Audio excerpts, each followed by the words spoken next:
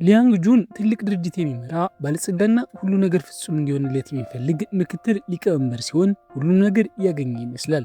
ስልጣን ማራኪነትና ወደር የለሽ የመቆጣጠር ችሎታ አለው። ለ9 ዓመታት ያህል ከጎኑ ሆና ከማንም በላይ የምታውቀው ታማኝ ረዳቱ ኪም ሚሶ ናት። ነገር ግን ሚሶ በድንገት መልቀቅ እንደምትፈልግ ስታሳውቅ የአንዱን ፍጹም የተስተካከለ ዓለም መናጋት ይጀምራል። እሷን ከጎኑ ለማቆየት ቆርጦ መነሳት እንድትቆይ ለማሳመን ሁሉንም ነገር ይሞክራል። ነገር ግን ለእሷ ያለው ስሜት ቀደም ሲል ካሰበው በላይ ትልቅ መሆኑን ይረዳል። ከልጅነታቸው ጀምሮ የነበሩ ሚስጥሮች ሲወጡና ስሜታዊ ቁጥሮች ሲገለጡ ሙያዊ ግንኙነታቸው ወደ ማይታሰብና ልብ የሚነካ የፍቅር ግንኙነት ይቀየራል። ኪም ሚሶ ወይንም በይበልጥ ሴክሬታሪ ኪም ተብላ የምትታወቀው በዩሚንግ ግሩፕ ምክትል ሊቀመንበር ረዳትነቷ በሁሉም ዘንድ ትታወቃለች። ላለፉት 9 ዓመታት የነበራት የዕለት ተዕለት ተግባር እንመለከታለን። ማለዳ በ11 ሰዓት ትነቃለች። የምክትል ሊቀመንበሩን አልባሳት ታዘጋጃለች እና በቢሮም ሆና ከቢሮ ውጭ ባሉ ተግባራት ሁሉ ትከተለዋለች። ለአለቃዋ ታማኝ ቀኝ እጅ በመሆኗ ምክንያት የግል ሕይወቷ እንደ ስራዋ ስኬታማ አይደለም። አለቃዋ ሊያንግ ጁን በሄደበት ሁሉ የሴቶችን ትኩረት የሚስብ እጅግ ዝነኛ ተወዳጅ ስኬታማና ቆንጆ ሰው ነው። ያንግ ጁን ስለ መልኩና ተፈጥሯዊ ማራኪነቱ ባያውቅም ወደሱ እንድትቀርብ የሚፈቅድላት ብቸኛ ሴት ረዳቱ ብቻ ነው። ስለ መልኩ የሚሰማው የእሷን አስተያየት ብቻ ነው። ሴክሬታሪ ኪም ያለምንም ማመንታት ፍጹም እንደሆነ ትነግረዋለች። ይህም ቀድሞውኑ በራሱ የሚተማመነውን ያንግ ጁን እጅግ ያስደስተዋል። በታሪክ ትንሹ ምክትል ሊቀመንበር ቆንጆ፣ ሀብታምና ተሰጥኦ ያለው ቢሆንም ያንግ ጁን አንድ እንግዳ ባህሪ ያለው ማንኛውም ሴት እንድትነካው አይፈቅድም። ቤተሰቦቹ እንኳን ሳይቀሩ በጾታዊ ፍላጎቱ ላይ የሆነ ችግር እንዳለ ይጠራጠራሉ። ብቸኛዋ ልዩ ሁኔታ እርግጥ ነው ለ9 ዓመታት አብረው የነበረችው ሴክሬታሪ ኪም ናት። እሷ በጣም ጎበዝና የእሱን የግል ዝና ለመጠበቅ ሙሉ በሙሉ የምትተጋ ናት። ያንግ ጁን ሁልጊዜም ራሱን እንደ ፍጹምነት መግለጫ አድርጎ ያምናል። ነገር ግን በዚህን ቀን ሴክሬታሪ ኪም ሳይታሰብ የመልቀቂያ ደብዳቤ ስታስረክብ ያንግ ጁን ቢደነግጥም ስሜቱን ተቆጣጥሮ ለምን እንዲህ ያለ ድንገተኛ ውሳኔ እንደወሰነች ጠይቃታል። እሷም ለግል ምክንያት ነው ስትል ብቻ ትመልሳለች። ትዕቢተኛውና ስልጣን ወዳዱ ምክትል ሊቀመንበር በራሱ የሚተማመንና ያልተረበሸ ለመምሰል ይሞክራል። ነገር ግን ውድ ረዳቱን እንደሚያጣ ሲያስብ በዚያች ሌሊት እንቅልፍ ሳይወስደው ያድራል። በማግስቱ እንደማትሄድ ራሱን ሙሉ በሙሉ ቢያሳምንም ኪም ግን በቶሎ የሚተካትን አዲስ ረዳት እንደምትፈልግ ትገልጻለች። ምክንያቱ ያልገባው ያንግ ጁን ለቅርብ ጓደኛው አማካሪው ፓርክ ዩሲክ ብሶቱን ነግሯል። ዩሲክ ከ9 ዓመት በኋላ ኪም ልክ እንደ ብዙ የረጅም ጊዜ ግንኙነቶች በስራ የመሰለቸት ደረጃ ላይ እንዳለች ያምናል። ስለዚህ ያንግ ጁን አንድ ሀሳብ መጣለት። ለማንም ሁለተኛ እድል ሰጥቶ ባያውቅም አሁን ግን ለመሞከር ይወስናል። ኪምን ተከትሎ በመሄድ ደሞዟን እጥፍ ሲያደርግላት መኪናና ቤትም ሊሰጣት ቃል ይገባል። እንዲሁም ወደፊት የበለጠ ጥረት ለማድረግ ቃል ይገባል። ቢሆንም ኪም ለመልቀቅ ትመርጣለች። ጓደኛው ልክ እሱ የቀድሞ ሚስቱ እንዳትፈታው ለመከላከል ሲሞክር የነበረውን እይታ ሁኔታ ውስጥ እንዳለ ይጠቁማል። ይህንን በመስማቱ ያንግ ጁን በቅርቡ የሆኑ ተከታታይ ክስተቶችን በአእምሮ በማብሰልሰል ጀመረ። በመጨረሻም አንድ ጊዜ ልትቀርበው የሞከረች አንድ ሴት ትዝ አለችው። እሱም በጨዋነት አበባዋ ሊልክላት ብቻ ነበር የፈለገው። ነገር ግን አበባውን ሲልክ ኪም ስታለቅስ አያት። በዚያ ቅጽበት ያንግ ጁን ሁሉም ነገር የተረዳ መሰለው። ሴክሬታሪ ኪም በእኔ ፍቅር ወድቃ መሆን አለበት ብሎ አሰበ።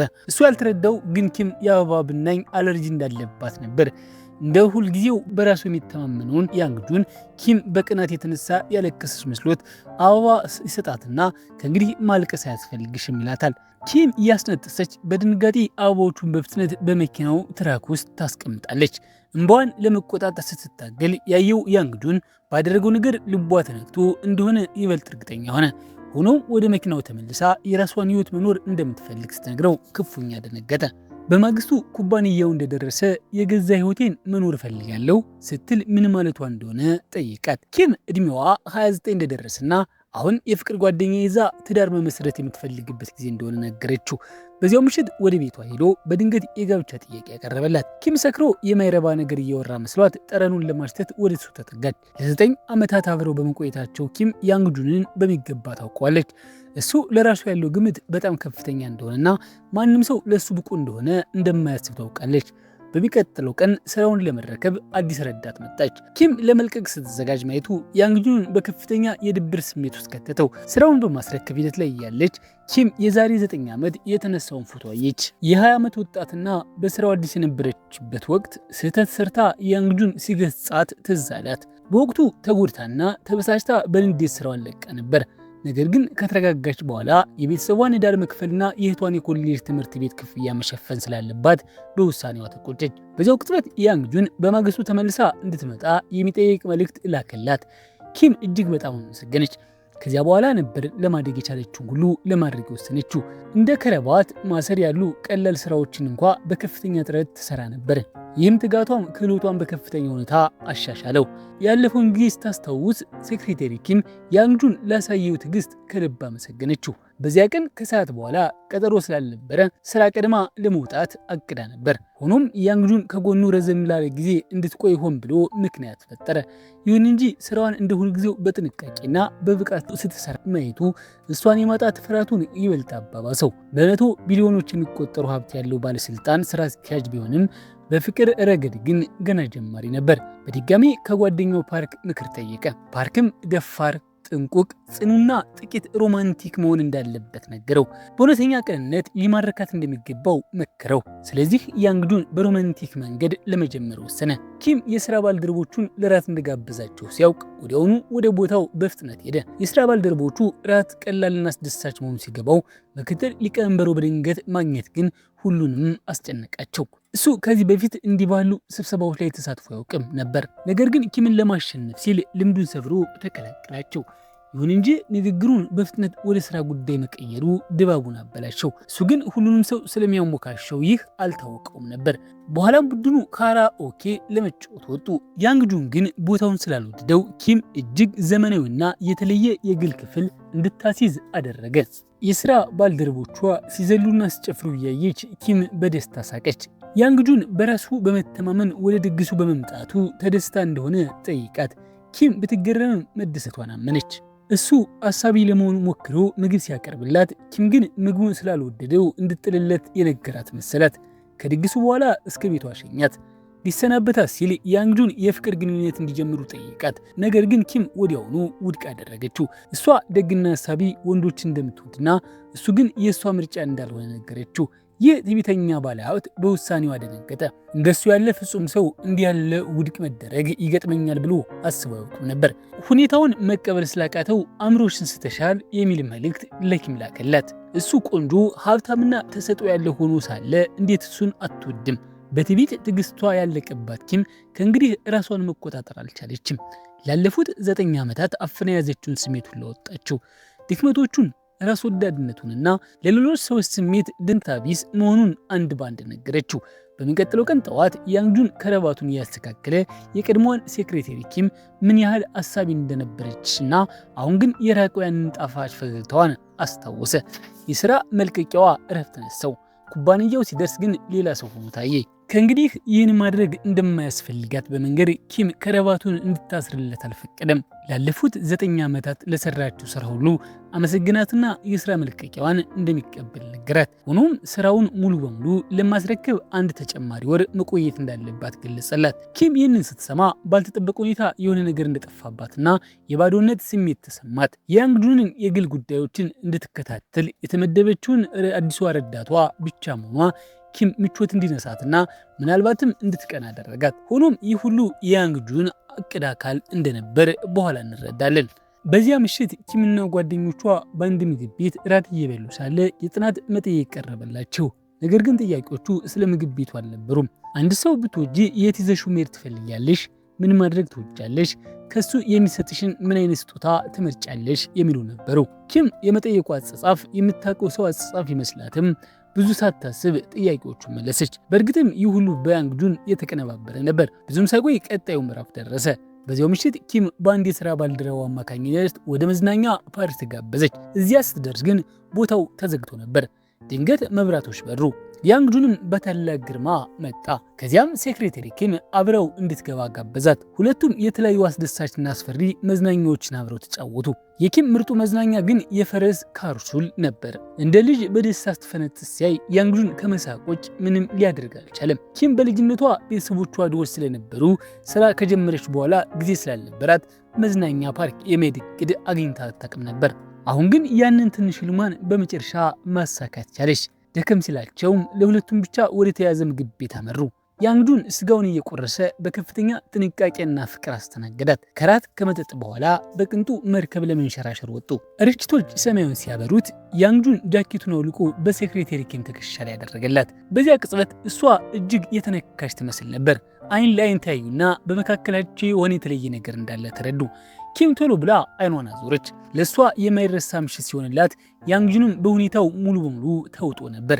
ሊሰናበታት ሲል የድብ አሻንጉሊት ስጦታ ሰጣት። ልክ እሷ በመጠየቁ ላይ እንደመለሰችው በደጃፍ ላይ የሚደረግ የፍቅር መሳሳም በማሰብ ያንግጁን ቀስ በቀስ ወደ እሷ ተጠጋ።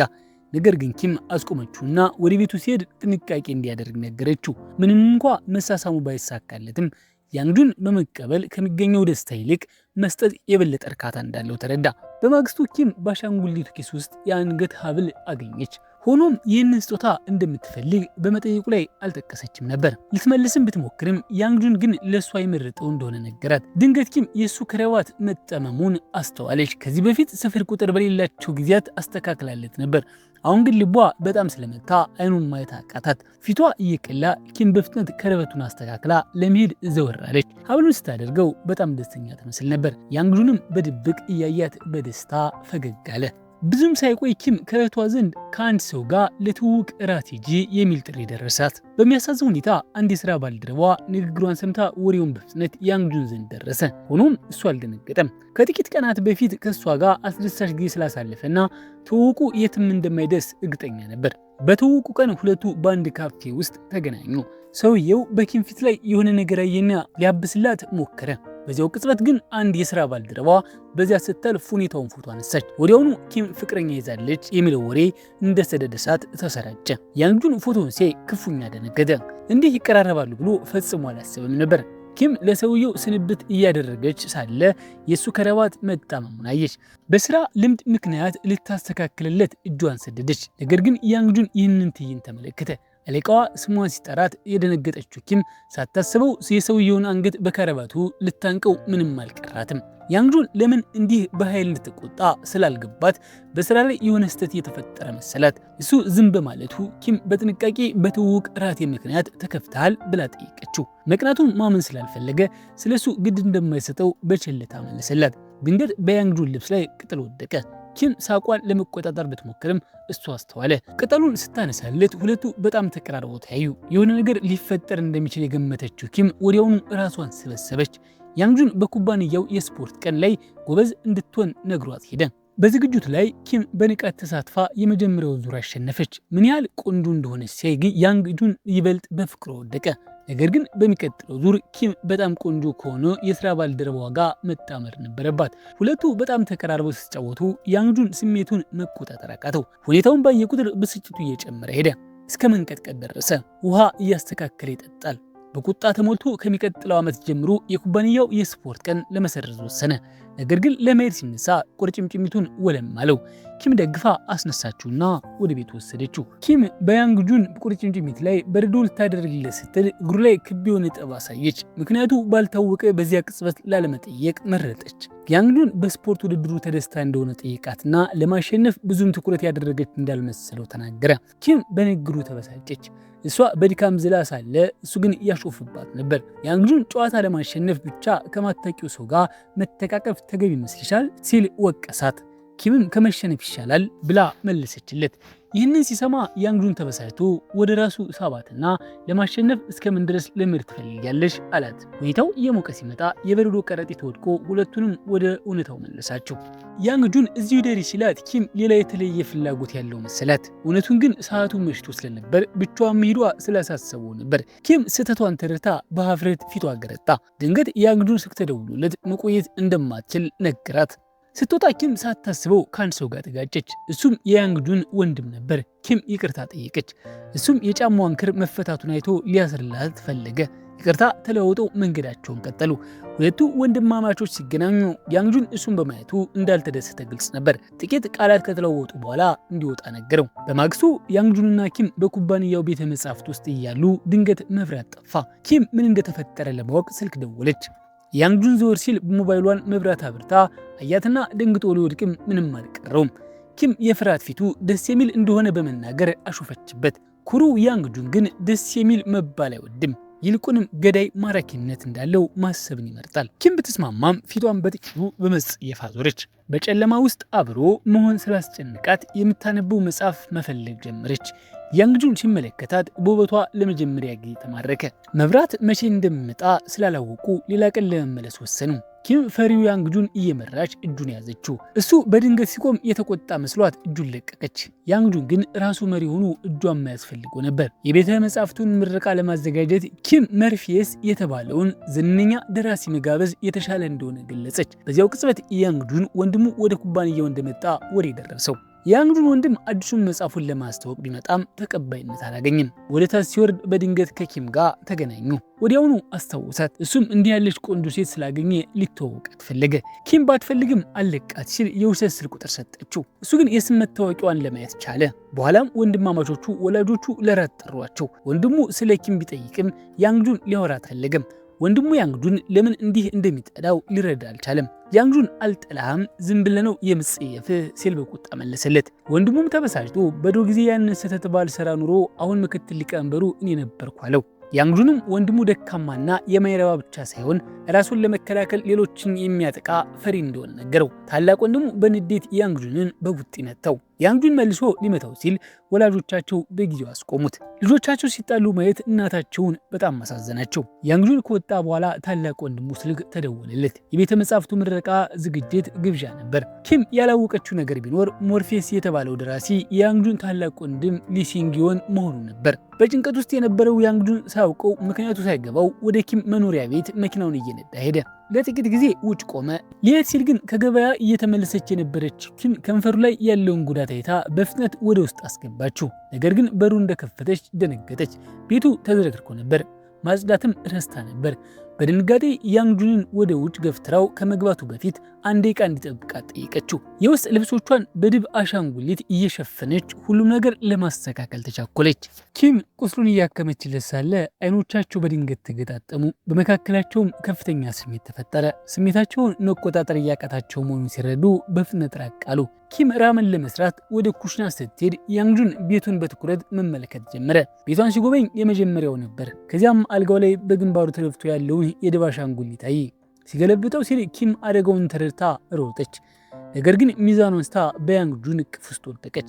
አፍራ ለመነሳት ብትሞክርም እሷ ጥብቆ ያዛትና ለጥቂት ጊዜ እንደዚያው እንድትቆይ ጠይቃት። ሊወዳት ዝግጁ እንደሆነ ነገራት። ኪም በስሜት ተነክታ ራሷን ለሱ ለመስጠት ተዘጋጅታ ሳለ የሞይ ሰው ግን ይህ መጽሐፍ ላይ ያነበብኩት ንግግር ነው በማለት ሁኔታውን አበላሸው። እውነታው ግን ሁለቱም ሙሉ በሙሉ ተዋደው ነበር። ነገር ግን ማናቸውም ቀድመው ለመናገር ድፍረት አላገኙም ነበር። በማግስቱ ጠዋት ኪም ስልክ ተደወለላት። ያንግጁን ወደ ስራ ሊወስዳት መጥቶ ነበር። አስቸኳይ ጉዳይ መስሏት ወደ ታች እየሮጠች ወረደች። ነገር ግን ተደናቅፋ በያንግጁን እቅፍ ውስጥ ወደቀች። ወደ መኪናው ስትሄድ ያንግጁን አስቆማትና ራሱ እንደሚነዳ ነገራት። በሩንም ከፈተላትና ውብ እንደሆነች ነገራት። ከዚያም ያንግጁን ለእሷ ያመጣላትን ቁርስ ሰጣት። ጠዋት ሙሉ ከፍቅር መጽሐፍት የተማራቸውን ዘዴዎች በመጠቀም እሷን ለማሸነፍ ጥረት አደረገ። ሁለቱም ፍቅር ግንኙነት ረገድ ልምድ የሌላቸው መሆናቸው ታወቀ። ኪም ስለ ፍቅር የምታውቀው ከምትወዳቸው የፍቅር መጽሐፍቶች ያነበበችው ብቻ ነው። ያንግጁን እሷ እንደነዚያ ታሪክ ጀግኖች ያለ ወንድ ማግባት እንደምትፈልግ ሲረዳ እነሱ መምሰል ጀመረ። ይህም ከታሰበው በላይ ስራ ላይ እየዋለ ይመስላል። ምክንያቱም ኪም ከእሷ አጠገብ ስትሆን ትኩረት ማድረግ አቅቷታል። የጭንቀት ምክንያት ወሬውን ለመቀየር ወረቀቶቹን ስታነሳ እጇን ተቆረጠች። ያንግጁንም እሷ ሁልጊዜ ለሱ እንደምታደርግለት ሁሉ በጥንቃቄ ተንከባከባት። እነዚህ ያልተለመዱ ተግባራት ኪምን ይበልጥ ግራ አጋቧት። የያንግጁን ጓደኛ ስሜቱን እንዲነግራት መከረው። ደግሞ በጣም የሚያቅማሙ ሰዎች መጨረሻ ላይ ያጣሉ በማለት አሳሰበው። ነገር ግን እሱ ከዚህ በፊት የፍቅር ግንኙነቶች ውስጥ ገብቶ ስለማያውቅ ከምን እንደሚጀምር አላወቅም ነበር። ስሜቱን ለመግለጽ የተሻለውን ቦታ የት እንደሆነ መጠየቅ ቢፈልግም ጉዳዩ ግን በዝርዝር መናገር አልፈለገም። ሰራተኞቹ የባርኪው ምግብ ቤት ወይም የጎዳና ላይ ምግብ መሸጫዎችን ጠቆሙት። አማራጭ ሲያጣ በመጨረሻ በኢንተርኔት ሀሳቦችን መፈለግ ጀመረ። የስራ ቀን ከመጠናቀቁ በፊት ያንግጁን ኪምን ለራት ጋበዛት። እሷም አዲስ ልብስ ለመግዛት ወደ ገበያ ማዕከል ሄደች። ሆኖም ወደ ቀጠሯ ከመሄዷ በፊት ደራሲው ሞርፌስ ደውሎ ስለ ዝግጅቱ ለመነጋገር እንድታገኘው ጠይቃት። ኪም ቦታው ላይ ስትደርስ ቀደም ሲል 2 ጊዜ በድንገት የተገናኘችው ሰው እሱ መሆኑን አውቃ ተገረመች። እሱም የጻፈውን መጽሐፍ በስጦታ ሰጣት። በዚህ መሃል ሲጠብቃት የነበረው ያንግጁን ሊፈልጋት መጣ። ከወንድሙ ጋር አብራ ሲያት መጽሐፉን ከእጇ ነጥቆ መለሰላት። ኪም ወንድማማቾች መሆናቸውን አታውቅም ነበር። ያንግጁንም ያለምንም ማብራሪያ ዝግጅቱን እንዲሰረዝ አዘዘት። ዝነኛ ደራሲ እንድትፈልግ ያዘዘው ራሱ ሆኖ ሳለ አሁን እንዲህ ማድረጉ ኪምን በጣም አበሳጫት። ስሜታቸውን ይገልጻሉ ተብሎ ሲጠበቅ ነገሩ ወደ ጠብ ተቀየረ። ኪምን ላለማሳዘን ሲል ያንግጁን ከወንድሙ ጋር ለመስራት ተስማማ። ቀደም ሲል አይሆንም ብሎ አሁን ሀሳቡን በመቀየሩ ኪም ማብራሪያ እንዲሰጣት ጠየቀችው። ያንግጁን ግን ከምን እንደሚጀምር አላወቀም። ኪም በጣም ግራ እንደሚያጋባት በቁጣ ነገረችው። በድንገት ልታገባይ እንደምትፈልግ ተናገርህ፣ ለእኔ ደግሞውንም ጀመርክ፣ ደግሞ ተመልሰ እንዳለቃ ትሆንና ያለምንም ማብራሪያ የሚያጋጩ ትዕዛዞችን ትሰጣለህ ስትል ብሶቷን ተናገረች። ይህ የእሱ ባህሪ መሆኑን ብትረዳም ካለቃና ከረዳትነት ባለፈ ያለው መስመር ዳግመኛ እንዳያልፍ ጠየቀችው። ያንግጁን በሚያደርጋቸው ነገሮች ግራ ገብቷት ነበር። ሆኖም ከአንድ የሥራ ባልደረባው ጋር ስተወራ ሞርፌስ ያንግጁን ታላቅ ወንድም መሆኑን አወቀች። ያንግጁን በልጅነቱ ወንድሙ በብልሃትነቱ ስለሚቀናበትና ከጓደኞቹ ጋር ሆኖ እንደሚያጠቃው የነገራትን አስታወሰች። ኪም ስህተቷን ተረዳች። አሁን ሁለቱም ይቅርታ ለመጠያየቅ ፈለጉ። ያንግጁንም ቀድሞ አናገራት። ኪም እውነቱን ቀድማ ባለመረዳቷ የጥፋተኝነት ስሜት ተሰማት። ይቅርታ ተለውጠው ከታረቁ በኋላ እስከ ምሽት ድረስ አብረው ሰሩ። ድንገት ያንግጁን ትኩረቱ እንዲበተን እያደረገች መሆኑን ነገራት። ስሜቱ እየጠነከረ ሲመጣ በመጨረሻ ፍቅሩን ገለጸላት። ነገር ግን ሊሳሳሙ ሲሉ የቆየ መጥፎ ትዝታ ትዝ አለውና ገፋት። ኪም በድንጋጤ ተዋጠች። ወንበሩ ግድግዳውን ሲመታው የውርደት ስሜት ተሰማት። የመጀመሪያ መሳሳሟ መሆኑ ሲገባው እንደሷ ያለውን ሰው መሳሙ እንደ መውረድ በሚያስብ ትዕቢተኛ ሰው በመገፋቷ ተከፋች። ያንግጁን ለማስረዳት ቢሞክርም ኪም እድል ሳትሰጠው ወዲያውኑ የረፍት ቀን ወሰደች። በሁኔታው ክፉኛ ተረብሻ ለስነ ልቦና ባለሙያ እህቷ ነገረቻት። እህቷም ምናልባት ከሴቶች ጋር እንዳይቀራረብ የሚያደርገው የአእምሮ ችግር ወይም ጥልቅ ቁስል ሊኖርበት እንደሚችል ጠቆመቻት። ይህም ደግሞ ይበልጥ ግራ ያጋባት። ያንግጁን ሁኔታውን የሚያብራራ መልእክት ቢጽፍም መልሶ አጠፋው። በመጨረሻም ተራ የይቅርታ መልእክት ብቻ ላከላት። ኪም ባሰበችው ቁጥር ብስጭቷ ጨመረ። የሰጣትን የድብ አሻንጉሊት እያየች አብረው ያሳለፏቸውን ጣፋጭ ጊዜያት አስታወሰች። ነገር ግን ድንገት ሲገፋት የነበረው ምስል ወደ አእምሮዋ መጣ። በጉጉት አይኖቿን ጨፍና ሳለ እንዴት እንዳዋረዳት አሰበች። በማግስቱ ያንግጁን በድጋሚ መጣ። ለሱ ምን ያህል አስፈላጊ እንደሆነች ለማሳየት በዚያ ቀን የእሷ ረዳት ለመሆን ወሰነ። የጠየቀችውንም ሁሉ እንደሚያደርግ አልገባላት። ኪም ተገርማ በሁኔታው ተነካች። ለግንኙነታቸው ሌላ እድል መስጠት ተገቢ እንደሆነ ተሰማት። በመጀመሪያ ያንግጁን በአውቶቡስ ጉዞ ይዘው ሄደች። ከዚህ በፊት የህዝብ ትራንስፖርት ተጠቅሞ የማያውቀው ስራ አስኪያጅ የት መያዝ እንዳለበት እንኳ አያውቅም ነበር። ለቀላል ነገሮች ሁሉ የእሷ እርዳታ አስፈልገው። ብዙም ሳይቆይ ባዶ ወንበር ተገኘ። ያንግጁን እሷ ቀድማ እንድትቀመጥ ጠየቃት። ኪም በልምድ እንዲቀመጥ ልትነግረው ብላ በዚያ ቀን አለቃዋ እሷ ስለነበረች ሳታመነታ ተቀመጠች። ድንገት አውቶቡሱ በኃይል ሲቆም ያንግጁን ሚዛኑ ስቶ በኪም ጭን ላይ ወደቀ። ተሳፋሪዎቹም እግሮቹ ደካማ ናቸው እያሉ ሲያሾፉበት እጅግ አፈረ። ከዚያም ሁለቱ አብረው ገበያ ወጡ። በመጫወቻ ማዕከል የድብ አሻንጉሊት ለማሸነፍ ተጫወቱ። እንዲሁም የጎዳና ላይ ምግቦችን አብረው በሉ። ያንግጁን ለእሷ እያደረገ ያለው ትኩረት ስታይ ኪም በመጨረሻ ራሷን አዝናናች። ድንቅ ቀን ካሳለፉ በኋላ በደስታ ተሰናበቱ። በማግስቱ ኪም በልጅነቷ ስለደረሰባት የመታፈን አደጋ የሚገልጽ መረጃ ደረሳት። ትንሽ ልጅ ሳለች ከአንድ ወንድ ልጅ ጋር ታፍና ነበር። በወቅቱ ደንግጣ ታለቅስ ነበር። ነገር ግን ልጁ በደግነት አጽናናት፣ ከረሜላም ሰጣት። በእርሱ እርዳታ ያንን ፍርሃት ጊዜ ማለፍ ችላለች። ከዚያን ጊዜ ጀምሮ ኪም ያንን ልጅ በድብቅ ስትፈልገው ቆይታለች። የምትሰራበት ኩባንያ ባለቤት ልጅ 4ኛ ክፍል እያለ ታፍኖ እንደነበር አወቀች። እሱም የምትፈልገው ልጅ የመሆን እድሉ ከፍተኛ እንደሆነ ገመተች። አንድ ቀን ያንግጁን በብልሃትነቱ ምክንያት 2 ክፍል ዘሎ ከታላቅ ወንድሙ ጋር በአንድ ክፍል ይማር እንደነበር ነግሯት ነበር። ይህንን መረጃ በያንግጁን ቁርጭምጭሚት ላይ ካለው ጠባሳ ጋር በመገናኘት ያ ትንሽ ልጅ እሱ እንደሆነ ኪም ደመደመች። በልጅነቷ ደህንነት እንዲሰማት ያደረጋት ያደግ ሰው ሁልጊዜም ከጎኗ ነበር ማለት ነው። ከዚያም ያንግጁን ጊዜ ሲኖራት የመጽሐፍ መደርደሪያውን እንድታስተካክልለት ጠየቃት። ኪም በዚያ ምሽት እንደምትሄድ ወዲያውኑ መለሰችለት። ያንግጁን ለምን እንዲህ እንደተቻኮለች አልገባውም። ኪም ግን ሁልጊዜም እንደምትደግፈውና በድጋሚ በማየቷ በጣም ደስተኛ እንደሆነች ነገረችው። ያንግጁን ይህን በመስማቱ ቢደሰትም ግራ ገባው። የተለያዩ ትናንት ምሽት ሆኖ ሳለ እንዲህ በናፍቆት ማናገሩ አልገባውም። ኪም አንዳንድ ጊዜ ትርጉም የማይሰጡ ነገሮች መናገሯ ያንግጁን በሱ ፍቅር ሙሉ በሙሉ እንደወደቀች ይበልጥ እንዲያምን አደረገው። ባለፈው ቀን በመጫወቻ ማዕከል የድብ አሻንጉሊት ባለመሸነፉ የተሰማውን ጸጸት ለመካስ ያንግጁን በማንኛውም ሁኔታ አንድ አሻንጉሊት ለማግኘት ወሰነ። አሻንጉሊቱን ለኪም ሲሰጣት በጣም ተነክታ ልታለቅስ ነበር። ሆኖም ለደራሲው ሞርፊየስ አድናቆት ያላት አንዲት የሥራ ባልደረባዋ የኪም አንድ አስገራሚ ምስጢር ነገረቻት። ደራሲው በልጅነቱ ለመታፈኑ የሚገልጽ ጽሑፍ ጽፎ ነበር። ኪም ጽሑፉን ስታነበው በሷ ላይ የደረሰውን በትክክል የሚገልጽ ሆኖ አገኘችው። የረዳት ልጅ በእርግጥ ማን እንደሆነ ለማረጋገጥ ኪም በቀጥታ ያንግጁን ለመጠየቅ ሄደች። ጥያቄውን ሲሰማ ያንግጁን የኪም ባህሪ ለምን በድንገት እንደተቀየረ ገባው። ነገር ግን የታፈነው ወንድሙ እንጂ እሱ እንዳልሆነ ነገራት። ስለ ቁርጭምጭሚቱ ጠባሳ ስትጠይቀውም በልጅነቱ ዝም ብሎ የደረሰበት ጉዳት እንደሆነ መለሰላት። በኋላ ኪም የያንግጁን ወንድምን ስታገኘው እሱ የታፈነው ልጅ እንደነበርና ከሷ ጋር የነበረው እሱ እንደሆነ አረጋገጠላት። በተጨማሪም ታናሽ ወንድሙ ያንግጁን ብልህነቱን ተጠቅሞ ጓደኞቹን በመቀማትና በሱ ላይ እንዲነሱ በማድረግ እንደደበደበው ከሰሰው። ያንግጁን በታፈነበት ቦታ ብቻውን ጥሎት እንደሄደም ተናገረ። ኪም ያንግጁን ቀደም ብሎ ከነገራት ታሪክ ጋር የሚጋጭ መረጃ በመስማቷ ግራ ተጋባች። በዚያ ምሽት ኪም ቃል በገባችው መሰረት የያንግጁን መጽሐፍ መደርደሪያ ለማስተካከል ሄደች። በዚያም የረዳትነት የቅጥር ማመልከቻ ቅጾችን አገኘች። ከቀረቡት በደርዘን የሚቆጠሩ እጩዎች መካከል ሁሉም ከእሷ የተሻለ ብቃት ያላቸው ነበሩ። ታዲያ ያንግጁን ለምን ዝቅተኛ ብቃት ያላትን እሷን መረጠ? ኪም ስትጠይቀው ምክንያቱም አንቺ ሴክሬቴሪ ኪም ስለሆንሽ ነው ሲል መለሰላት። ኪም ቀደም ብሎ ያውቃት እንደነበር ብታስብም ያንግጁን ግን የመረጣት በትክክልም ከሁሉም ደካማ ስለነበረች እንደሆነ ገለጸላት። በዚህም ምክንያት የእሱን ከፍተኛ ፍላጎት ለማሟላት ጠንክራ እንደምትሰራና ስራ እንደማታቆም በማሰብ ነበር። ያንግጁን የኪምን የትምህርት ማስረጃ ሲመለከት የዛሬ 9 ዓመቷን ሴክሬታሪ ኪምን አስታወሰ። ወዲያውኑ ነበር ያወቃት። ምናልባትም ያንግጁን ኪም ስትፈልገው የነበረው ልጅ እሱ ሳይሆን አይቀርም። እሷ ግን በእውነቱ አላወቀችም ነበር። ወንድሙ ኪምን ጋበዛት። ስለታፈኑበት ጊዜ አወሩና ትዝታዎቹን ለመፈለግ ወደ ታፈኑበት ቦታ አብረው እንዲሄዱ ሀሳብ አቀረበ። ሲወጡ ግን ያንግጁንን አገኙት። እሱም ኪምን ከዚያ ለማስወጣት የሥራ ምክንያት ፈጠረ። ከዚያም ወንድሙ ዳግመኛ እንዳያገኛት ነገረው። ወንድሙ ግን ያንግጁን በጣፈንታ መካከል እየገባ እንደሆነ አመነ። ለሱ ከኪም ጋር መገናኘት ከሰማይ የመጣ ስጦታ ነበር። የሥራው ቀን ከመጠናቀቁ በፊት ያንግጁን ኪምን ከወንድሙ ጋር ወደ ታፈነበት ቦታ መሄድ ተፈልግ እንደሆነ ጠይቃት። አልፈልግም እንድትል ቢመኝም የፈለገውን መልስ ግን አላገኝም። ብዙም ሳይቆይ የያንግጁን ወንድም መጥቶ ኪምን የድሮ ትዝታዎቿን ወደምታስታውስበት ቦታ ይዟት ሄደ። ከዚያም ወደ ምግብ ቤት አመሩ። በዚህ መሃል ያንግጁን በድብርት ስሜት ውስጥ ሆኖ ብሶቱን በቦክስ መለማመጃ ላይ ይወጣ ነበር። ፓርክም ኪምን በእውነት የሚወዳት ከሆነ እንደ ወንድ ቆርጦ እንዲነሳና አጋጣሚውን እንዲጠቀም መከረው። በዚያው ቅጽበት ኪም ከያንግጁን አስቸኳይ መልእክት ደረሳት። ወንድሙም ወደ እሷ ይዟት ሄደ። ሁለቱ ወንድማማቾች ወዲያውኑ ተፋጠጡ። ኪም ሁኔታውን ለማረጋጋት ሞከረችና ወንድሙን እንዲሄድ ጠየቀችው። ሁለቱ ተቀራርበው ሲያወሩ ማየቱ ያንግጁን አስቀናው። ኪም ስለ ዕለቱ ስራው ስትጠይቀው ያንግጁን እንደራበውና ይህ አስቸኳይ ጉዳይ እንደሆነ በመግለጽ አብረው ራመን እንድትበላ ጠይቃት። ኪም ሌላ አማራጭ ስለሌላት ወደ ምግብ ቤት ይዘው ሄደች።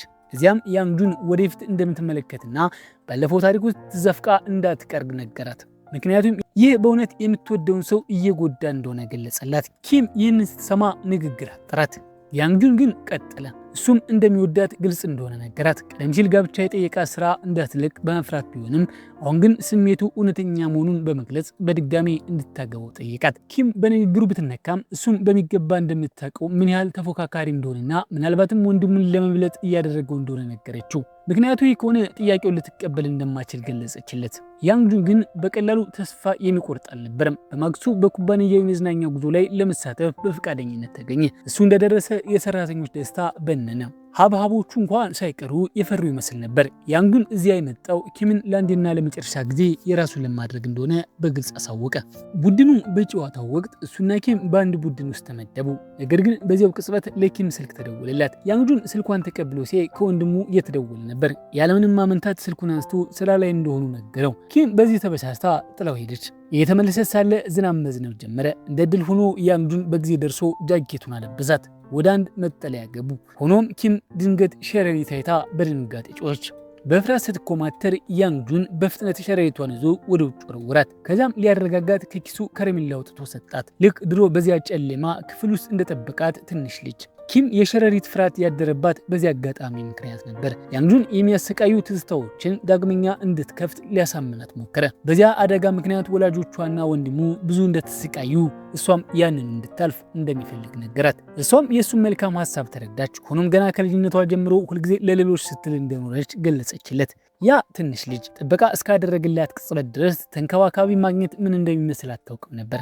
ያንጁን አሁን ለምን ስራ ለመልቀቅ እንደፈለገች እንደገባው ተናግሮ ራሷን ለማግኘት የምትወደውን በማንኛውም ሁኔታ መንገድ ከጎኗ እንደሚሆን ቃል ገባላት። ምክንያቱም በመጨረሻ ከሱ ጎን እንደምትሆን ያውቃል። ሲመለሱ ምሽት ሆኖ ነበር።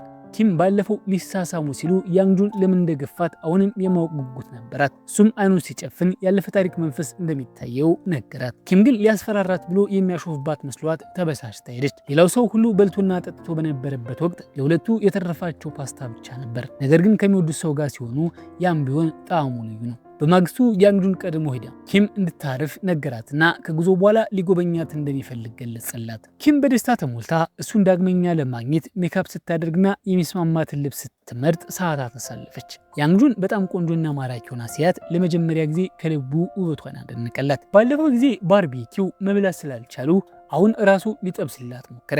ነገር ግን የምግብ ዝግጅት ችሎታው ደካማ ስለነበር ስጋው ተቃጠለ።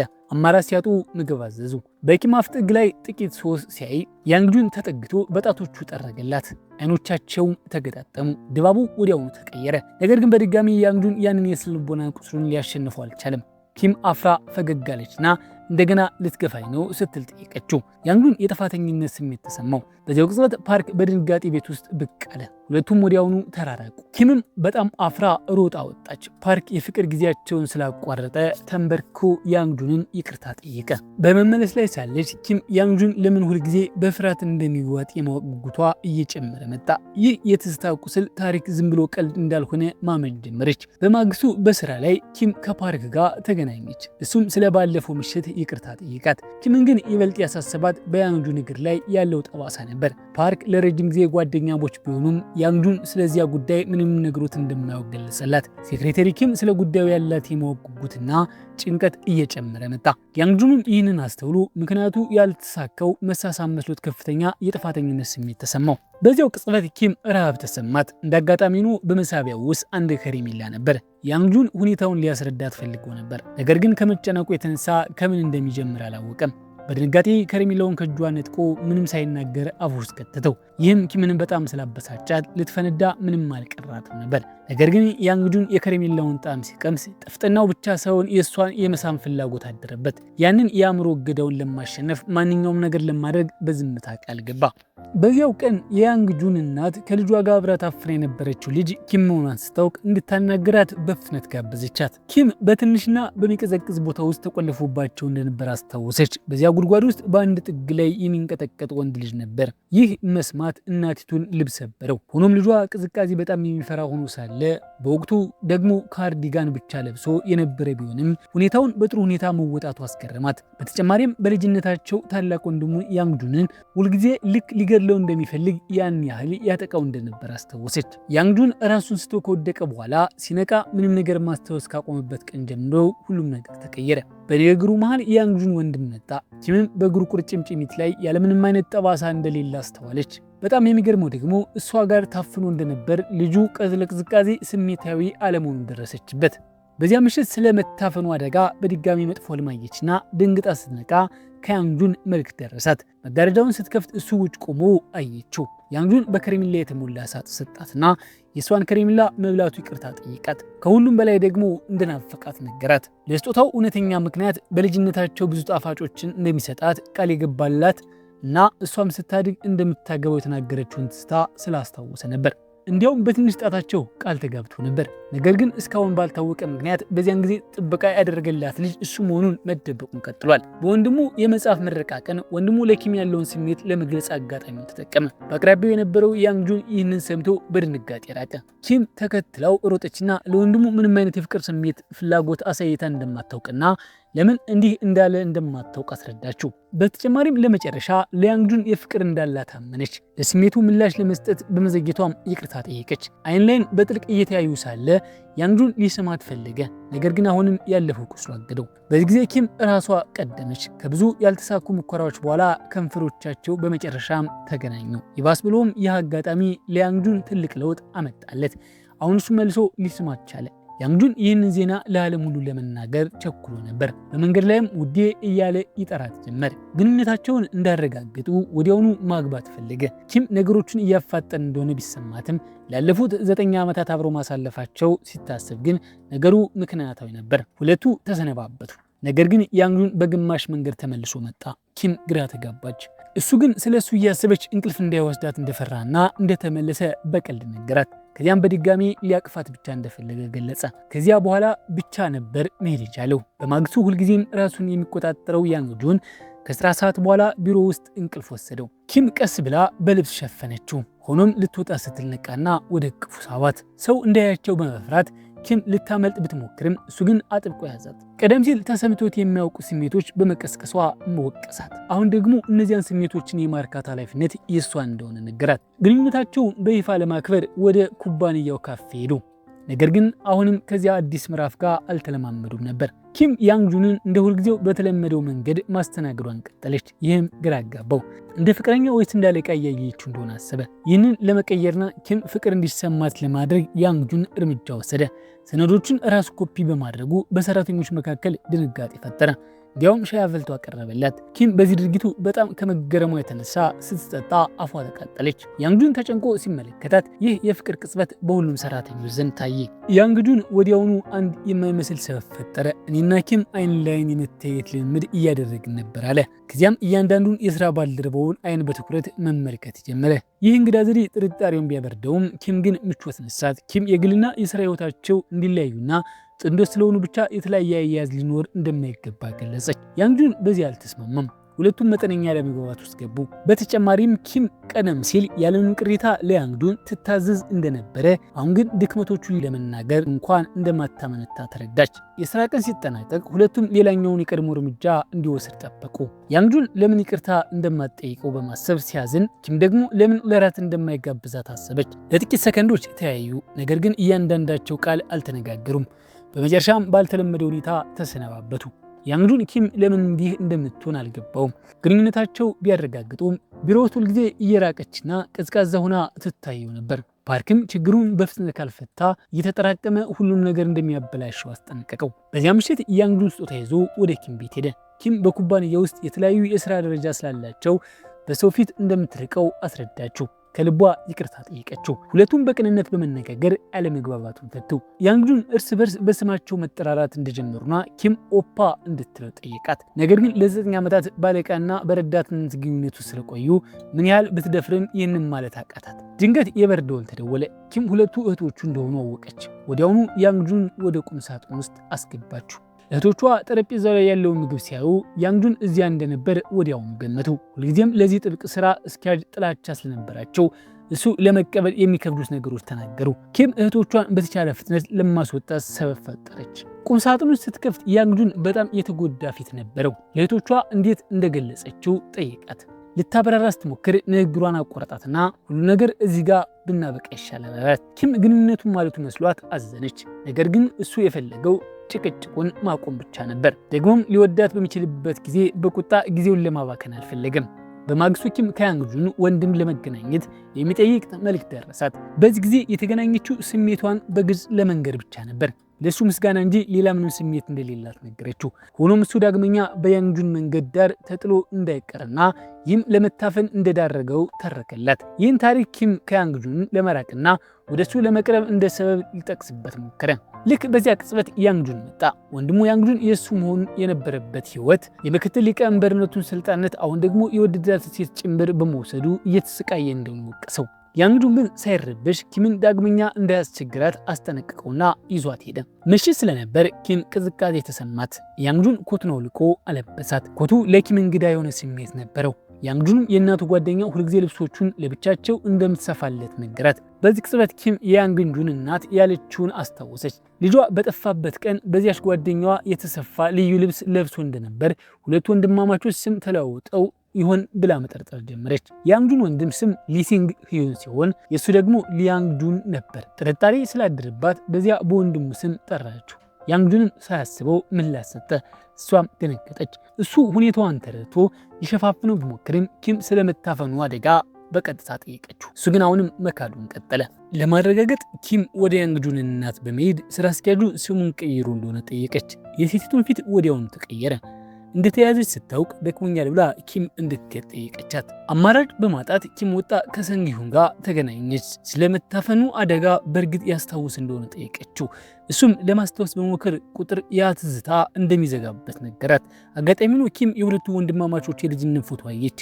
ወዲያውኑ ያንግጁን በልጅነቱ ምን እንደሚመስል አስታወሰች። ከፎቶ ላይ የትኛው እሱ እንደሆነ ሰንግሁንን ጠየቀችው። እሱም በግራ በኩል ያለው ልጅ አመለከተ። ይህም ለኪም እርግጠኛ ለመሆን በቂ ነበር። በመታፈን ወቅት የጠበቃት ልጅ ያንግጁን ነበር።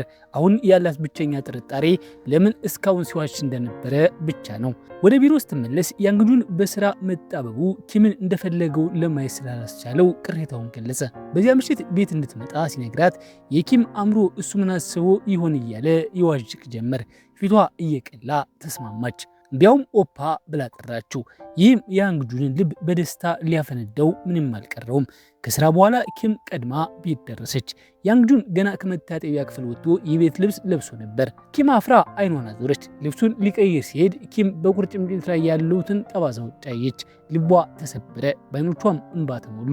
ድንገት የኪም እህት ደውላ ኪም ያንግጁን ቤት መሆኗን አወቀች። እህቷ ከትዕቢተኛው ስራ አስኪያጅ ጋር የምታደርገውን ግንኙነት በፍጹም አልደገፈችውም ነበር። ኪም ግን ያንግጁን እህቷ እንደምታስበው እንዳልሆነ በመንገር ተከላከለችለት። ያንግጁን ኪም ስለሱ ስትከራከርለት ለእህቷ እንደምትወደው ስትናገር ሰማ። ኪም እያለቀሰች መሆኑንም አስተዋለ። ያለቀሰችው እህቷ ስላልደገፈቻት መስሎት ነበር። ለዚህ የሁለቱም እህቶች ልብ ለአንዴና ለመጨረሻ ጊዜ ለማሸነፍ ወሰነ። ከስራ በኋላ ኪምን ወደ ቤቷ ደረሳት። በሳምንቱ መጨረሻ ኪም ከእህቶቿ ጋር ቀጠሮ እንዳላት ሲያውቅ ያንግጁን ተከተላቸው። እህቶቹ እሱ ትዕቢተኛና ራስ ወዳድ ከሌላ ዓለም የመጣና ለእህቶቻቸው የማይመጥን እንደሆነ ያምኑ ነበር። ነገር ግን ስለ ፍቅር ሲል እሱ ከእነሱ የተለየ እንዳልሆነ ለማረጋገጥ ቆረጠ። መጠነኛ በሆነ ምግብ ቤት አብሯቸው ተቀላቀለ። እንዲህ ያለ ርካሽ ቦታ እንዴት ትርፍ ሊያገኝ እንደሚቻል ሊገባው አልቻለም። አንደኛው እህት ምቾት ካልተሰማው መሄድ እንደሚችል ነገረችው።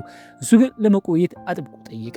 ትንሿ እህቷ ስለ ክራቡ ጣዕም እያማረረች መብላቷን ግን አላቆመችም ነበር። ያንግጁን ግራ ገባው። ከጠገበች ለምን መብላቷን አላቆመችም? ታላቅቷ ብዙ በበላህ መጠን ወጪ እንደሚቀንስ አስረዳችው። ያንግጁን ነገሩ የገባው መሰልና ያለምንም መሳቀቅ ሁሉም ነገር መብላት ጀመረ። እህትየው ተገረመች። እሱ ግን በሚገባ ስላልተመገበ እየነቀፈችው መስሎት ተጨማሪ ምግብ ለማምጣት ተነሳ። ምግብ ቤቱ ባለቤት ግን ገንዘብ እያከሰርከኝ ነው በማለት መብላቱን እንዲያቆም በቁጣ ነገረችው። በኋላም በእህቶቹ በባህር ዳርቻ ላይ ክላም ለመቆፈር አቀዱ። ያንግጁን አብሮ ለመሄድ ጠየቀ። ታላቅቷ ሁልጊዜ ቀላል መንገድ እንደሚመርጥና እንዲያለውን ከባድ ስራ ሊወጣ እንደማይችል ነገረችው። ያንግጁን ግን ከኪም ጋር እስከሆነ ድረስ ማንኛውም ነገር መጋፈጥ እንደሚችል መለሰላት። ኪም አፍራ ቢሆንም በውስጧ ግን ደስ አላት። ባህር ዳርቻው ሲደርሱ ያንግጁን አልነበረም። እህቶቹ እሱ የማይጠቅም ሰው እንደሆነ እያሾፉበት ሳለ ኪም ገና አታውቁትም በማለት ተከላከለችለት። በዚያ ቅጽበት ያንግጁን በታላቅ ግርማ መጣ። ሁሉም ደነገጡ። ታላቅቷ መሳሪያዎቹን አሾፈችበት። ከመሳሪያ ይልቅ ችሎታ ይበልጣል አለችው። ነገሩ ለመለየት ኪም ውድድር አቀረበች። እሷና ያንግጁን ከሁለት እህቶቿ ጋር ተሸናፊዎች ለአሸናፊዎቹ የፈለጉትን ነገር ያደርጋሉ። እህቶቹ ላለመሸነፍ ቆርጠው ነበር። ያንግጁን ኪምን ምን እንደምትመኝ ጠይቃት። እህቷ እሱን መጥላቷን እንድታቆም እንደምትጠይቃት ነገረችው። ይህ ያንግጁንን ይበልጥ አነሳሳው። የተሸነፉ መሆኑን ሲያይ ያንግጁን መቆፈሪያውን ይዞ በቅጽበት ባልዲውን ሞላው። በመጨረሻም አሸነፈ። ያንግጁን እህቶቹ መጥራታቸውን ቢቀጥሉ እንኳን ችግር እንደሌለው ነገራቸው። ነገር ግን ኪምን ደስተኛ ማድረግ እንደሚችል ለማረጋገጥ እድል እንዲሰጡት ጠየቀ። ጥረቱን ባዩ ጊዜ እህቶቹ የሚሉት ጠፋባቸው። እየወጡ ሳለ ታላቅ እህቷ ልትወድቅ ስትል ያንግጁን ያዛት። እጁ ቀዝቃዛ መሆኑን ነገረችው። ኪም በጣም ተጨንቃ ራሱን ስላደከመ ጉንፋን ይዞት ይሆን በማለት ወደ ሐኪም ወሰደችው። ታናሽቷ በያንግጁን ጥረት ተነክታ እሱን መደገፍ ጀመረች። ትጋት በመጨረሻ እህቶቹን ልብ አሸነፈ። ታላቂቷ ገንዘብ ምን እንደማይጠቅምና ዋጋ ያለው የያንግጁን ቅን ልብና ለእህቷ የሚያሳየው እንክብካቤ ብቻ መሆኑን ተናገረች። ያንግጁን በልጅነታቸው ቤተሰቦቻቸው ድሆች በነበረበት ወቅት አባታቸው በዓመት አንድ ጊዜ የጓደኛውን መኪና ተበድረው ባህር ዳርቻ በመሄድ ክራብ እየፈለጉ እንደሚጫወቱ ተረዳ። እናታቸው ከሞተች በኋላ ሶስቱ እህትማማቾች እሷን ለማሰብ በየዓመቱ በሞተችበት ቀን ይህንን ልማድ ቀጥለዋል። ኪም በወቅቱ በጣም ትንሽ ስለነበረች ስለ እናቷ የምታስታውሰው ነገር በጣም ጥቂት ነው። ምንም እንኳን የመጨረሻ ልጅ ብትሆንም ለራሷ ጊዜ ሳታገኝ ቤተሰቧን ሙሉ በሙሉ ስትንከባከብ የኖረችው እሷ ናት። እህቶቿ ስለ ፍቅር ግንኙነቷ የሚጨነቁትም ለዚህ ነበር። ያንግጁን ግን ለዘላለም ደስተኛ እንደሚያደርጋት ቃል በመግባት አረጋጋቸው። በኋላ ለብቻቸው ሲሆኑ ኪም እናቷ በድንገት ራሷን ስታ ከወደቀች በኋላ በጠና ታማ ሁልጊዜ ሆስፒታል ተኛ እንደነበር ነገረችው። ኪምም ከእናቶቻቸው ጋር ያሉ ልጆችን የቀናች ፓርክ ውስጥ ብቻዋን ትጫወት ነበር። አንድ ቀን እናቷ ተመለሰች። ይህም በኪም ህይወት ውስጥ ካሉት ደስተኛ ቀናት አንዱ ነበር። ሆኖም በኋላ እንደተረዳችው ዶክተሮቹ እናቷን ወደ ቤት የሰደዷት በሽታው ስለበረታባትና ምንም ሊረዷት ስለማይችሉ ነበር። ኪም ያኔ እናቷ በዚያ በመታመም ሰውነቷ ከሷ ጋር ስትሮጥና ስትጫወት ምን ያህል ተሰቃይታ ሊሆን እንደሚችል ታስባለች። ይህንን ለያንግጁን ያካፈለችው እሱም የሚሰቃዩ ትዝታዎች እንዳሉት ስለምታውቅ ነው። ነገር ግን እንዲነግራትም አታስገድደውም። እሷ ሁልጊዜ ከጎኑ ሆና እንደምትደግፈው እንዲያውቅላት ብቻ ነው የፈለገችው። ይህ በእንዲህ እንዳለ ያንግጁን እናት በኪም ጥርጣሬና እውነት ለመናገር ጊዜው አሁን ነው ወይስ አይደለም በሚለው ተጨንቃ ነበር። በመጨረሻም ወደ ሰንጊውን ቀርባ ከ4 ዓመታት በፊት ስለነበር የመታፈን አደጋ እውነቱን ነገረችው። የታፈነው በእርግጥ ያንግጁን እንደነበርና እሱ ግን ለዚህ ተጠያቂ በመሆን የጥፋተኝነት ስሜት መሸከም ስላልቻለ ትዝታው እንደተዘበራረቀበት ደረሰበት። ሰንጊዩን ግራ ተጋብቶና ነገሩን ለማመን ተቸግሮ በእርግጥ ምን ተፈጥሮ እንደነበር ለመጠየቅ ወደ ኪም ሄደ። በዚያው ቅጽበት መድረክ ላይ አንድ ትዕይንት እየቀረበ ነበር። ኪም በአየር ላይ የተሰቀሉ ቀይ ጫማዎችን ስታይ የሚያስቀዩ ትዝታዎች በሙሉ ተመለሱባት። በዚያ ቀን የሆነውን ሁሉ አስታወሰች። በድንጋጤ ተውጣ እዚያው ራሷ አስተወደቀች። ከ24 ዓመታት በፊት የኪም እናት ከሞተች ጥቂት ጊዜ በኋላ ትንሿ ኪም እኩለ ሌሊት ላይ ነቅታ ወደ ውጭ ወጣች። አንድ ሴት በዚያ ስታልፍ አይታ እናቷ መስላ ስለታየቻት ተከተለቻት። ሴቲቱም ወደ እናቷ እንደምትወስዳት ዋሽታ በጨለማና በጠበበ ክፍል ውስጥ ዘጋችባት። በዚያ ውስጥ እጁና እግሮቿ የታሰሩ አንድ ወንድ ልጅ ነበር። ያ ትንሽ ልጅ አጽናናት፣ ከረሜላም ሰጣት። ሴቶችና ልጇን ያጣችው ያቺ ሴት 2 ልጆች ይዛ አዲስ ህይወት ለመጀመር አስባ ነበር። ከሁለቱ ልጆች ጋር ልታመልጥ ስትል ያንግጁን ብልሃትነቱን ተጠቅሞ ሴቲቱን አሳመናት።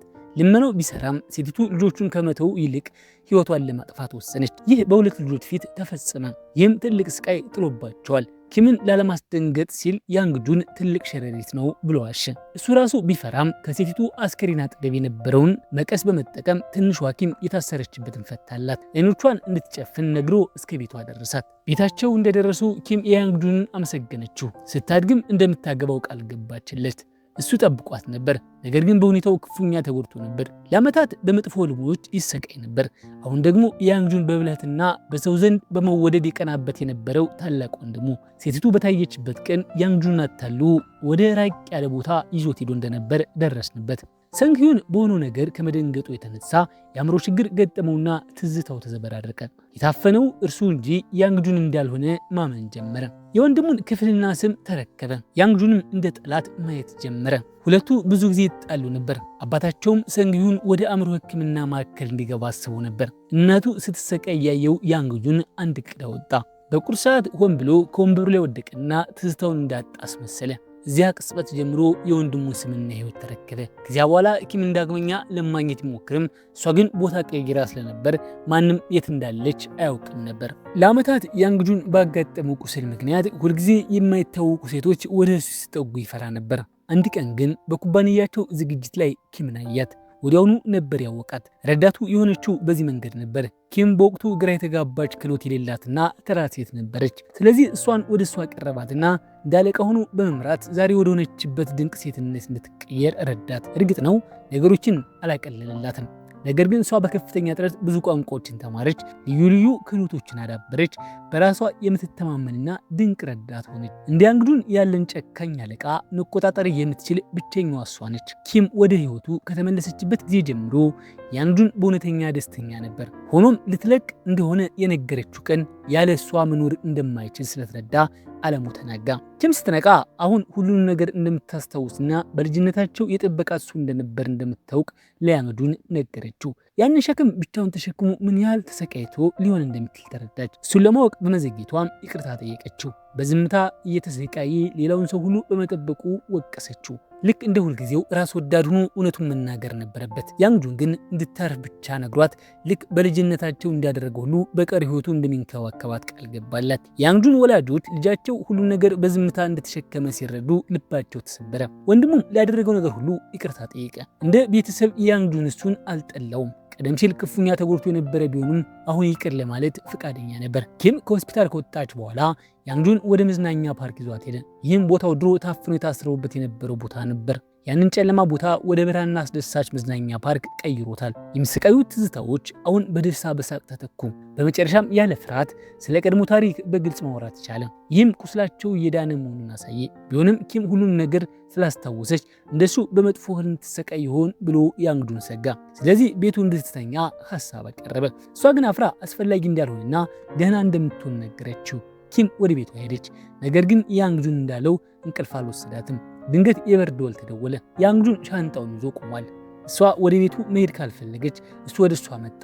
ልክ እንደ ገዛ ቤቱ ጫማውን ቁም ሳጥን ውስጥ አኖረ። ልብሳቸውን ወጣ። የመታጠቢያ ቁሳቁሶችን አስተካከለ። ኪም በጣም ተጨንቃ ነበር። የሆነ ነገር መሬት ላይ ወደቀ። ሁለቱም ሊያነሱ ሲጎነበሱ በእጃቸው ተነካኩ። ኪም ወዲያውኑ ራሷን ሰበሰበችና ራቅ አለች።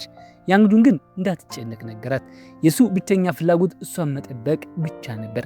ከዚያም ያለምንም ሀፍረት አልጋዋ ላይ ተኛና ለእሷ ልዩ ትራስ ይዞላት እንደመጣ እሱም ክንዱ እንደሆነና በሱ ላይ ተኝታ እንድትታርፍ ነገራት። ከዚህ በፊት ከአንድ ወንድ ጋር እንዲህ በአካል ተቀራርባ የማታውቀው ኪም በጣም ከመጨነቋ የተነሳ እንቅልፍ ሊወስዳት አልቻለም። ውጥረቱን ለማርገብ ስትል በሪሞት ያልጋውን የራስጌ ክፍል ከፍ አደረገችና የቴሌቪዥን አበራች።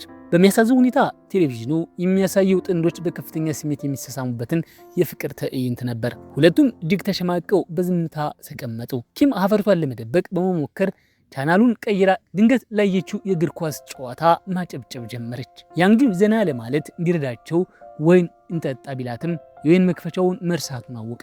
ኪም በኢንተርኔት ያየችውን ዘዴ ለመሞከር አሰበች። ጠርሙሱን ጫማ ውስጥ ከትታ ግድግዳው ላይ በኃይል መምታት ጀመረች። ይህንን ያየው ያንግጁን ወይኑ 20 ሚሊዮን ወን እንደሚያወጣ ነገራት። ይህንን ስትሰማ ኪም እጅግ ተጠነቀቀችና ሀሳቧን ሙሉ በሙሉ ተወችው። ድንገት ጎረቤታቸው ውጭ ስትጮህ ተሰማ። ያንግጁን በነዋሪዎች መኪና ማቆሚያ ቦታ ላይ በማቆሙ ዘለፈችው። እሱ ባለጸጋ መሆኑን ሳታውቀው ፍቅረኛውን ለማስደመም ብቻ እንዲህ ያለ ውድ መኪና የገዛ አስመሳይ እንደሆነ አድርጋ ተሳደበች። እዚያ መቆየት ለሱ ምን ያህል አስቸጋሪ እንደሆነ የተረዳው ኪም በሱ ቤት ለመተኛት ተስማማች። ስለዚህ በእንግዳ መቀበያ ክፍል ውስጥ መተኛት ጀመረች። ነገር ግን ያንግጁን ብቻዋን ስትተኛ ትፈራ ይሆን ብሎ በመስጋት ዳግመኛ ብቅ አለና አብሬሽ እሆናለሁ ብሎ ብርድ ልብስ ውስጥ ገባ። ትዕይንቱ ልክ እንደቀደመው ነበር። ስለዚህ ሊያባብላት ዘፈን ሊዘፍንላት ወሰነ። እሱ ሲዘፍን አብረው ያሳለፏቸውን የፍቅር ጊዜያት መስሎት በኪም አእምሮ ውስጥ ተመላለሱ። ወደ እሷ ዘወር ሲል ግን እንቅልፍ ወስዷት አገኛት። ያንግጁን ተጠግቶ ውበቷን እያደነቀ ሳለ ኪም ሳታውቀው እቅፉ ውስጥ ተለጠፈች።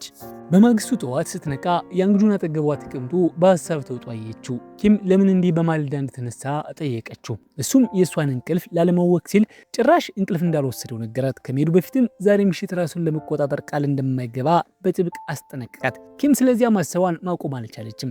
ራሴን አልቆጣጠርም ሲል ምን ማለቱ ይሆን? ምሽት በደረሰ ጊዜ አብረው ወይን ከጠጡ በኋላ ያንግጁን የቤት ልብሷን ማሰሪያ እየፈታ በስሜት ሊስማት ጀመር። መሳሳሙ እየጠነከረ ሲሄድና የሸሚዙን ቁልፍ እንዲፈታ ስትፈቅድለት ሁለቱም ዝግጁ መሆናቸውን አወቁ።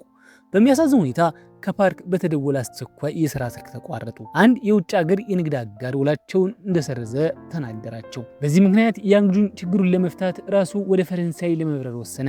መጠባበቂያ ክፍል ውስጥ እያሉ ኪም ሊፈጠር ስለነበረው ነገር አስባ በማፈር የያዘችውን ወይን በአንድ ትንፋሽ ጨረሰችው። ስራውን ከጨረሰ በኋላ ያንግጁን ተኝታ አገኛት። ለሳምንት እንደማይተያዩ ስለሚያውቅ ምሽቱን በከንቱ ማባከን አልፈለገም። ሊቀሰቅሳት ቢሞክርም እሷ ግን ሙሉ በሙሉ ሰክራ ነበር። ሌላ አማራጭ በማጣት ተሸክሞ ወደ መኝታ ክፍል ወሰዳት። ያንን የሚያበሳጭ ምሽት ግንባሯን በመሳም ብቻ በቃው። በማግስቱ ጠዋት ኪም በጣም እንደተጣጣችና ለያንግጁን ምን ብላ እንደምታስረዳ ግራ ገብቷት ነቃች። የሚገርመው ግን እሱ አጠገቧ ተቀምጦ ነበር። ለስራ ጉዞ እንደሚሄድ ስትረዳ ወዲያውኑ ሻንጣዎቹን ማዘጋጀት ጀመረች። እሷ ብዙ የስራ ግዴታዎች ስላሉባት አብረው መሄድ አልቻሉም። ስለዚህ በናፈቁ ቁጥር የሚያዩትን ፎቶ አብረው ተነሱ። ገና አውሮፕላን ማረፊያ ሳይደርሱ ናፍቆት ጀመራቸው። ያቺ አንዲት ሳምንት እንደ ዘላለም ረዘመችባቸው። በሚችሉበት ጊዜ ሁሉ በቪዲዮ ቢደዋወሉም መራራቁ ግን ለሁለቱም ከባድ ነበር። ያንግጁን ስራውን ከታቀደው ቀድሞ በመጨረስ ወዲያውኑ ተመልሶ በረረ። ቢሮ እንደደረሰም ሰራተኞቹን በሙሉ ተሰናብቶ በቀጥታ ወደ ኪም ሄደና በስሜት ሳማት። ከስራ በኋላ ባለፈው ምሽት ያቆመንበት ለመቀጠል ወደ ቤት እንደሚወስዳት ነገራት። ነገር ግን በሚያሳዝን ሁኔታውንም ሌላ እንቅፋት ገጠማቸው። አባቷ ሆስፒታል መግባታቸውን የሚገልጽ ስልክ ተደወለላት። ወደ ሆስፒታሉ ስትሮጥ የደረሰባቸው ጉዳት የጅማት መሸብሸብ ብቻ እንደሆነ አወቀች። የሮክ ሙዚቃ አፍቃሪ የሆኑት አባቷ በኮንሰርት ላይ ከመድረክ ወደ ተመልካቾች ለመዝለል ሞክረው ማንም ሳይቀበላቸው ቀርቶ መሬት ላይ ወድቀው ነበር። ኪም አባቷን ለማንከባከብ በመቆየቷ ከያንግጁን ጋር ያቀዱት የፍቅር ምሽት ፈረሰ። ያንግጁን መጥቶ ሊጠይቃቸው ቢፈልግም ኪም ግን አባቷ ባህሪ ስለምታውቀው ለሌላ ቀን እንዲቆይ ጠየቀችው። ወደ ቤት ሲመለስ ያንግጁን እንቅልፍ ባይኑ አልዞርም። መልእክት ቢልክላትም ኪም ምላሽ አልሰጠችውም ነበር። በማግስቱ ጠዋት ማለዳውን ወደ ሆስፒታል ቢሄድም ኪም የሆነ ነገር ለማምጣት ወደ ቤቷ ሄዳ ነበር። እህቷም ሁኔታውን ስትሰማ ወደ ሆስፒታል መጣች። በዚህ መካከል ኪም የተከማቹ ስራዎችን ለመጨረስ ወደ ቢሮ ተመለሰች። ያንግጁን በድጋሚ በዚያ ምሽት ቤቱ እንድትመጣ ጋበዛት። ኪም ግን ያመለጧትን ስራዎች ሁሉ ሰርታ ስላላጠናቀቀች እጅግ ደክሞኛል የሚል ምላሽ ሰጠችው። ምን ማድረግ እንዳለበት ግራ የገባው ያንግጁን ጓደኛው ፓርክን አማከረው። ፓርክም ነገሮችን እንዳያጣድፍና በኃይል ከገፋፋት እሷን ሊያጣት እንደሚችል ነገረው። ስለዚህ ፍጥነቱን ለመቀነስ ወሰነ። ሆኖም ኪም ይህንን መስማት ፈጽሞ አልፈለገችም። በዚያ ምሽት እሷ ራሷ ቅድሚያውን ወስዳ ቤቱ እንደምታድር ነገረችው። እሱም ወደዚህ ቤት ከገባች ራሱን እንደማይቆጣጠር አስጠነቀቃት። በዚህ ጊዜ ኪም ዝም ብላ ዘወር አለችና ወደ ቤቱ መግቢያ መራች። ያንግጁን አቅፎ ወደ ግድግዳው አስጠጋት። በመጨረሻም ሁለቱ ለረጅም ጊዜ የተመኙትን ያን ልዩ የፍቅር ምሽት አሳለፉ። በማግስቱ ያንግጁን ከልጅነት ጓደኛው ጋር ሊያስተዋውቃት ይዟት ሄደ። ኪምንም ፍቅረኛዬ ናት ብሎ አስተዋወቃት። ችግሩ ግን ኪም ያንግጁን ትልቅ ውርስ ትታ የራሷን ምግብ ቤት በመክፈት ህልሟን ስለተከተለች የሚያደንቃት ይህች የልጅነት ጓደኛው ወንድ መስራት ነበር። ሴት መሆኗን ስታውቅ ደግሞም ያንግጁን ብቻዬን የማውቀው የምትላቸውን ሚስጥራዊ ምርጫዎቹን ጭምር የምታውቅላትን በጣም የቀረበች ጓደኛው መሆኗን ስታይ ኪም በግልጽ ቀናች። ወደ ቤት ሲመለሱ ለመጀመሪያ ጊዜ ስትቀና ያያት ያንግጁን ይበልጥ ቆንጆ ሆና ታየችው። አሁን ደግሞ እሱን ከአባቷ ጋር የሚያስተዋውቅበት ጊዜ ደረሰ። ሁኔታው ባልተጠበቀ ሁኔታ አባቷ ግንኙነታቸውን በጥብቅ እንደሚቃወም ተናገሩ። ሆኖም ያንግጁን ስልክ ሊያናገረው ወደ ውጭ በወጣበት ወቅት አባቷ ለኪም ግንኙነታቸውን የተቃወሙበት ያንግጁን የእሳቸውን ፍቃድ ይበልጥ ዋጋ እንዲሰጠው ለማድረግ ብቻ እንደሆነ ገለጹላት። ያንግጁን ሲመለስ አባቷ ጋር ለብቻቸው እንዲወሩ ተጋበዘ። አባቷም ህይወታቸውን በሙሉ በሰው ተታለው ካጡ በኋላ ኪም ቤተሰቧን ለመደገፍ ስትል ልጅነቷን፣ ወጣትነቷን፣ ትምህርቷንም ጭምር መስዋዕት ማድረጓን ነገሩት። ኪም ህመሟን በፈገግታ የመደበቅ ልምድ ስላላት ስትስቅ እንኳ በትኩረት እንደሚመለከታት ጠየቁት። ያንግጁን ይህንን ቀድሞውኑ እንደሚያውቅ ነገራቸው። አባቷውን የሚፈልጉት ብቸኛው ነገር ኪም በእውነት የምትወደውን ነገር ስታደርግ ማየት እንደሆነ ሲናገሩ ያንግጁን ህልሟን ያሳካችውን የልጅነት ጓደኛውና ኪም የራሷን መንገድ ለመፈለግ ያላትን ፍላጎት አስታወሰ። በዚህ ምክንያት በቅነት በነበራቸው ንግግር ኪም ለ9 ዓመታት ፍጹም ረዳቱ ሆና ከጎኑ ስለቆመች አመሰገናት። ነገር ግን አሁን በእውነት የምትወደውን ነገር የምትፈልግበትን ጊዜ እንደደረሰ ነገራት። ከእንግዲህ ስራ እንድትለቅ እንደማይከለክላትና በምትመርጠው በማንኛውም ነገር ከጎኗ እንደሚሆን ቃል ገባለት። ይህንን መስማቷ ኪምን በጥልቅ ነካት። የእሱ ድጋፍ ካሰበችው በላይ ትልቅ ትርጉም ነበረው። ይህም ይበልጥ እንድትረጋጋና እንድትጠነክር ያደረጋት። አሁን ኪም ኩባንያውን ለመልቀቅ ጥቂት ቀናት ብቻ ሲቀሩት ያንግጁን እሷ እዛ በምትቆይበት በእያንዳንዱ ቅጽበት ለመደሰት ፈለገ። ችግሩ ግን በስራ ቦታ የሚያሳዩት ይህ ትልቅ ፍቅር ሳይታወቅ አልቀረም። ብዙም ሳይቆይ ሰራተኞቹ በሙሉ አወቁ። ያንግጁን ምን እንዳልተፈጠረ ከመምሰል ይልቅ በይፋ ፍቅረኛሞች መሆናቸውን ለማብሰር ወሰነ። ወሬው እንደተሰራጨ በቢሮ ውስጥ አሉባልታ ፈነዳ። ቀንደኛ ሴቶች ኪም የትምህርት ደረጃ ሳይኖራት አለቃውን በፍቅር በማጥመድ ነው ለዚህ ደረጃ የበቃችው እያሉ ይዘልፏት ጀመር። ሆኖም ኪም የሚከላከሉላት ጓደኞች ነበሯት። እሷም ያንን ክፉ አስተያየት ባለመፈለግ ተቋቋመችው። በማግስቱ ቢሮ እንደደረሰች ኪም መጥፎ ዜና ሰማች። የኩባንያው አዲስ ምርት ዲዛይን ተሰርቆ ነበር። ሁሉም ሰው አስቸኳይ መፍትሄዎችን ቢያቀርብም የደረሰውን ኪሳራ ሊመልስ የሚችል አልነበረም። ኪም ግን ፍጹም የሆነ መፍትሄ ለያንግጁን አቀረበች። እሱም በቅዷ እጅግ ተደሰተ። ኪም ለመልቀቅ 7 ቀናት ብቻ እንዲቀራት ማሰቡ ያንግጁንን በጭንቀት ሞላው። እሱ በሰላም ሊሰራ የሚችለው በእሷ ምክንያት ነበር። ያለሷ እንዴት እንደሚሆን አላወቀም። ነገር ግን ባሳየችው ድንቅ ብቃት በመልኳ ምክንያት ብቻ ለዚህ ደረጃ ደርሳለች የሚለው ወሬ ሁሉ ውድቅ ሆነ። ሁሉም ሰው ይህንን ድል በቢሮ ውስጥ እያከበረ ሳለ ኪም ለብቻዋ ራቅ ብላ ከያንግጁን ጋር የተነሱትን የድሮ ፎቶዎች ተመለከተች። በዚያ ቅጽበት ሁልጊዜም ከሱ ጎን ሆና ደስተኛ እንደነበረችና የሷም እውነተኛ ፍላጎት ልክ እሱ ለሷ እንደሆነላት ሁሉ ለሱ መጠለያና ሰላም መሆን እንደሆነ ተረዳች። በዚያ ምሽት ያንግጁን ወደ ቤቷ ሲሸኛት ባልተጠበቀ ነገር አስገረመችው። ኪም አንድ ውሳኔ ያሳለፈች። እንደ ቀድሞ የእሱ ረዳት ሆና ከጎኑ ትቀጥላለች። እሱ ለእሱ ስትል መስዋዕትነት እንድትከፍል አልፈለግም ነበር። እሷ ግን ከእሱ ጋር መስራት በእውነት የምትፈልገው ነገር መሆኑን እንደተረዳች ነገረችው። ይህ ውሳኔ ለራሷ እንጂ ለእሱ እንዳልሆነም አረጋገጠችለት። ከእሱ ጎን መሆን እሷን ደስተኛ ያደርጋታል። ወደ ውስጥ ሲገቡና ኪም ከእሱ ጋር በመሆኗ ብቻ እንዲህ ደስተኛ ሆኗ ሲያያት ያንግጁን ፍቅሩ በድጋሚ ገልጾ የጋብቻ ጥያቄ ያቀረበላት።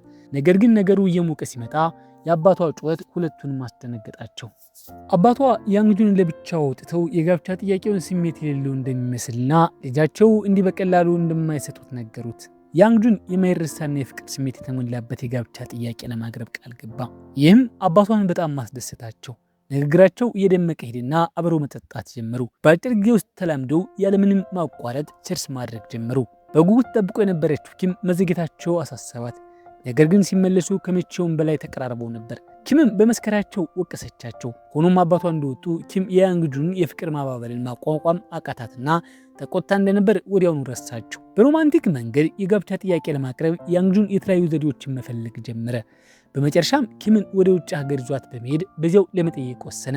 ሆኖም በስራ ብዛት ምክንያት ኪም ጉዞውን አልተቀበለችውም። ሌላ አማራጭ ሲያጣ ወደ ታማኝ አማካሪው ፓርክ ዞረ። ፓርክም ያንግጁን ቅንና ቀለል ያለ እንዲሆን መከረው። ምክንያቱም ይህ ይበልጥ ልቧን ሊነካው ይችላል። ስለ ግንኙነታቸውን ስትሰማ ያንግጁን እናት ከወንድሙ ጋር ሊያራርቀው ይችላል ብላ ሰግታ ነበር። ሆኖም ወንድሙ ከልቡ ምርቃቱን ሰጣቸው። ስለ ጋብቻ ጥያቄው ምክር አከለለት። በዚያን ጊዜ ያንግጁን አንድ ድንቅ ሀሳብ መጣለት። በዚያ ምሽት ያንግጁን ኪምን ወደ ቤት ጋበዛት። እሷም በሻማ መብራት የተከበበውን መንገድ ተከትላ ሄደች። እሱም የምትወዳቸውን ከረሜላዎችና ልብ የሚነኩ ተከታታይ መልእክቶችን አዘጋጅቶ ነበር። ይህም ኪምን እስከ ማንባት ድረስ አስደሰታት። ሳሎን ስትደርስ ያንግጁን ድንቅ ዜማ በፒያኖ እየተጫወተ ይጠብቃት ነበር። ከዚያም በጉልበቱ ተንበርክኮ ለመቶኛ ጊዜ የጋብቻ ጥያቄ ያቀረበላት። በዚህ ጊዜ ኪም በጥልቅ ተነክታ ወዲያውኑ እሻለች። ያንግጁንም የቃል ኪዳን ቀለበቱን ካጠለቀላት በኋላ በስሜት ሳማት። በማግስቱ የያንግጁን እናት ኪምን ለራት ጋበዟት። ላለፉት 9 ዓመታት ያሳየችውን ትጋት ሲመለከቱ የቆዩት እኚህ እናት ወደፊት ምራታቸውን በጣም ስለወደዷት ወደ አንድ የፋሽን መደብር ይዘዋት ሄዱ። ኪም በጭምትነት እቃዎቹን ስታደንቅ ማቷ ሁሉንም እቃ እንዲያሽጉላት ሰራተኞችን አዘዙ።